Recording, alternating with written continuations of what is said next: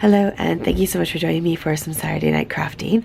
Now I'm going to apologize because my voice is a mess. I've had a really awful flu this week and I felt so rubbish. So it's actually Saturday afternoon and I'm doing my video now for Saturday night because it's the first time all week I've felt okay enough to sit down and do some work.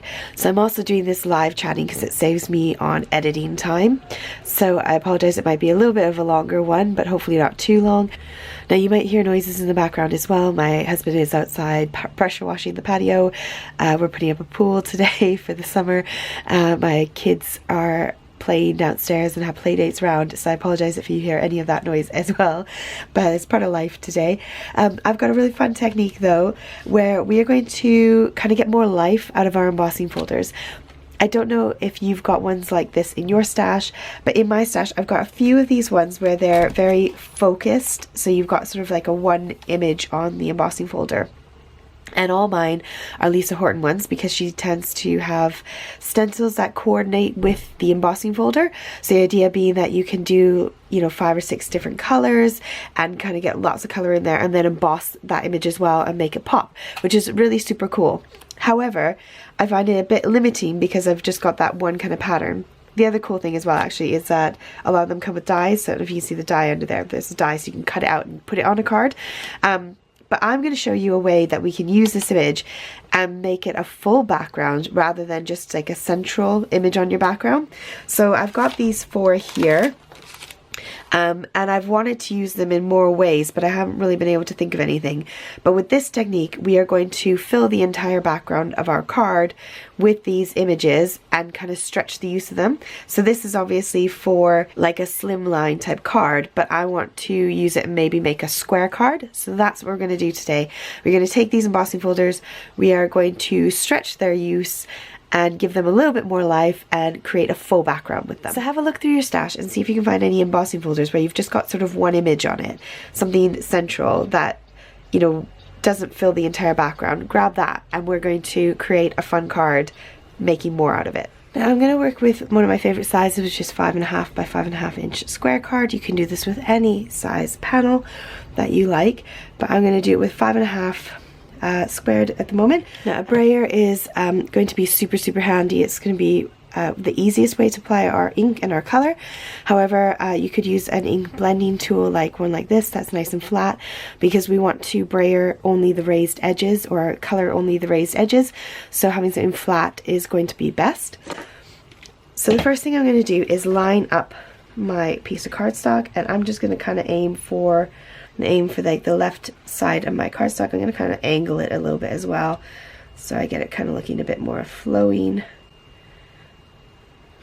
Okay, so you can see only just that edge of my cardstock is under there, and I'm going to run that through my Big Shot.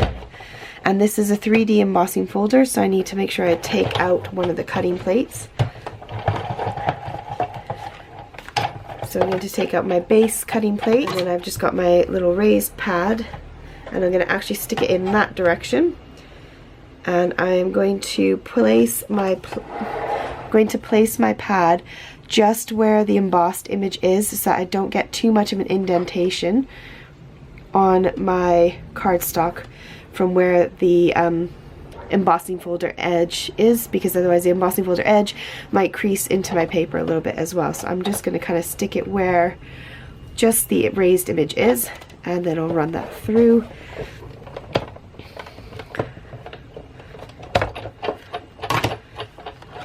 Okay, so now we just have just that one side done. I'm going to stick with one of my favorites. I'm going to use Picked Raspberry on this. Now you could use multiple colors, we'll do that in a second, but for the first one I'm just going to use one ink pad, one ink color. So I'm just going to brayer into my ink pad and get my brayer all covered nicely in that ink. And then I'm going to be very careful just to stick to this side when I'm brayering so I don't end up with ink on that side.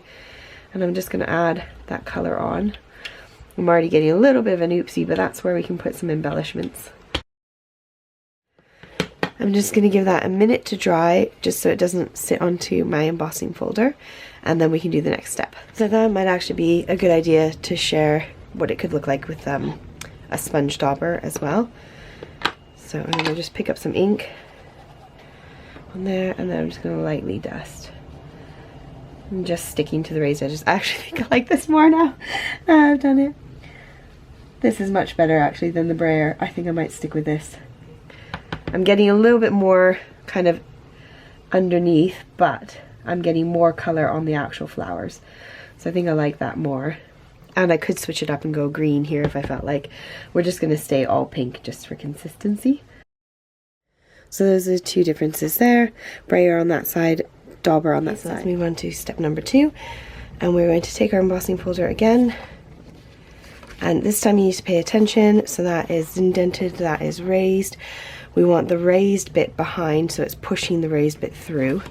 And then we're going to go ahead and do the other side. And with this, again, we're going to make sure that the embossing plate, or our plate, is going to go just to where the embossing is on the embossing folder. So I'm going to run it through again. And now we've got a much fuller background with more flowers. And on this one, I'm going to go upside down, just for fun. Hopefully this will fit in. I might have to use my Big Shot Plus for this because of how I'm angling it. I do have the Big Shot that is double this, so I think I'm going to run that through there. Now the reason we add the color on before we send it through is because when you send it through, sometimes bits of that embossing will get squashed down when you're embossing the second image on it. So just be aware that's why we kind of add the color, because it will still make it really pop a lot more. So I'll come in with the brayer on the first one and then the sponge dauber on the second one.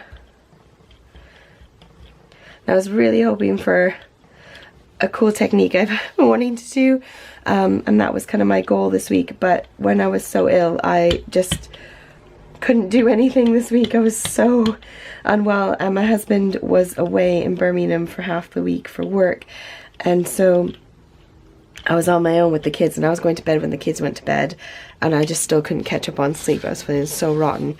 So this is kind of a great technique that I can do in a short amount of time, and it's a great way to use up those embossing folders that have been kind of sat on my desk for a while. I wasn't sure what else I could do with them, but this works brilliantly.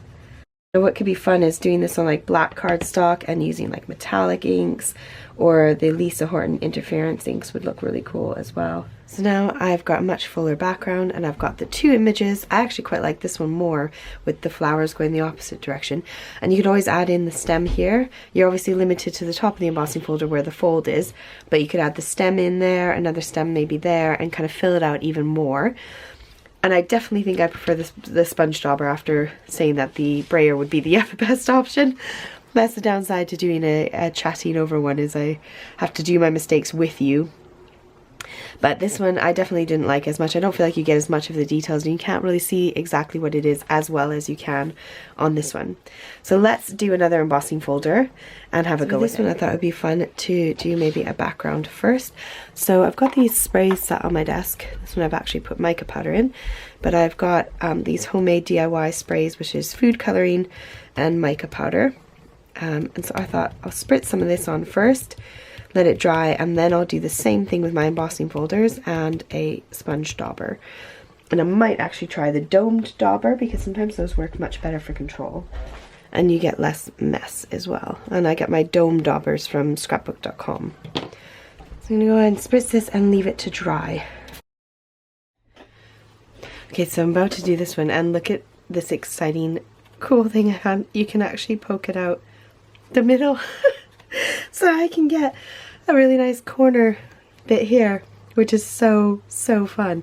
So I'm going to do that to kind of to the maximum point, and then see if I can do it on the other side as well and get a bit of the other side in there. Yay! Let's try that. Again, I'm going to have to use my Big Shot Plus, because this will now be wider than the standard Big Shot. But I just thought this was fun. I didn't realize you could do that. So that worked out brilliantly, and now I'm going to work out different ways that I can kind of fill this corner, and this corner in.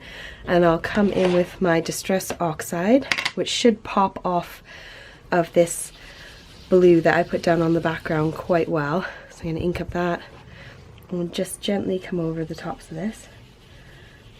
And look at that pop. That is amazing. You know what, I think the domed one might be even better than the flat one. Having that background color is kind of covering up the little bits where that kind of purple is getting through my stencil. But how beautiful does that look? Right, let's add on some more layers and then I'll share it with you. So I'm totally in love with how these came out. And the layering that you get when you stencil over the stencil is so pretty. This one kind of got a bit of a hot mess here just because I went a little too heavy-handed with my spray first, but that's like the perfect place for a sentiment to go.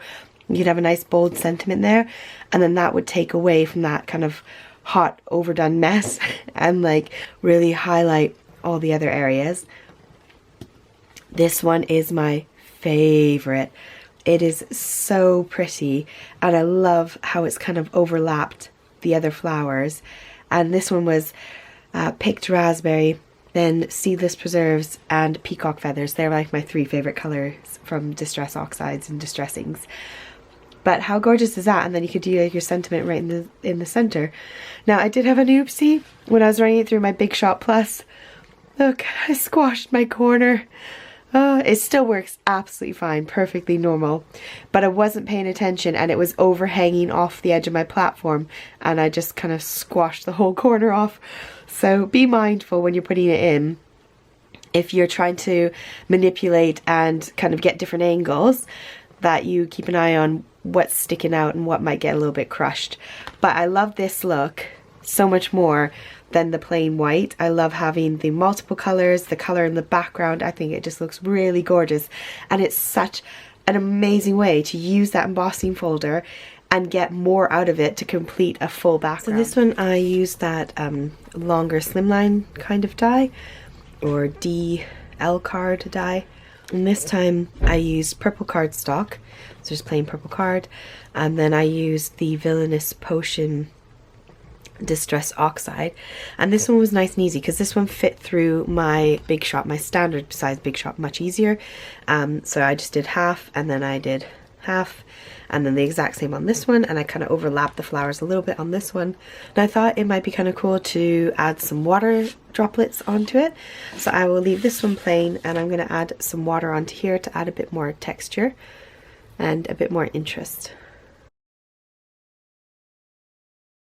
That's added a cute bit of character to it. So I've got these ones now with all the same color. Then I've got my multicolored one with the colored background. And then I've got just plain white with a bit of highlighted embossing. So let's turn a couple of these into cards. So I went ahead and finished off 3 cards off screen just to save my voice and to save you watching me do the same thing. I used these die sets here. So I used the word dies from scrapbookdotcom. These ones here from Lisa Horton. I also used the Spellbinders flowers, and then I used the Happy from this Happy Birthday set from Paper Rose. And I will show you what I made. So the first one I did was this one. I did like a wedding card, and I used the same ink colors as I did in my original inking. I just put it down onto some plain cardstock and then I ran it through my die cutting machine.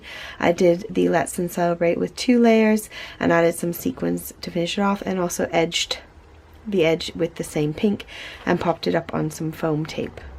The next one I kept a lot more simple because I loved the background as it was, so I popped it onto a card base, gave it a little bit of an edge, a little bit of a border, added some sequins and a sentiment, and that's all I did on this one.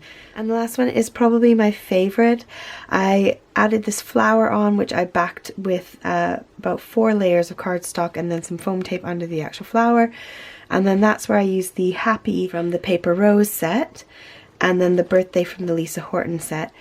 And I love how this one came out. Again, I used some sequins in the background, but I love these quick and easy backgrounds and using my embossing folders in more ways than one. So I really hope you enjoyed my video tonight. Thank you so much for joining me, and make sure that you like, share, subscribe, follow, comment, all that stuff keeps my channel going. And thank you for bearing with me through my nasty cold. Take care, have a great weekend. Bye!